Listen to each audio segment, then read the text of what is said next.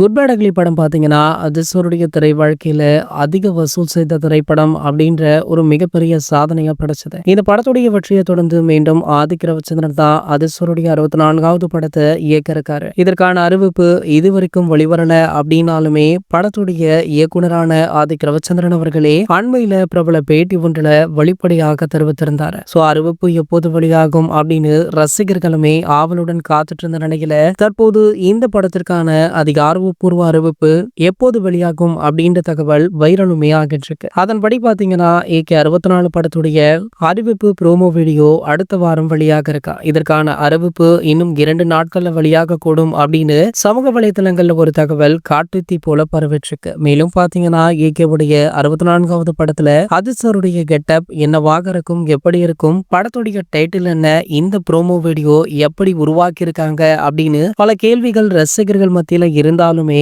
இதனை கொண்டாட ரசிகர்கள் தற்போது தயார் நிலையிலுமே இருக்காங்க.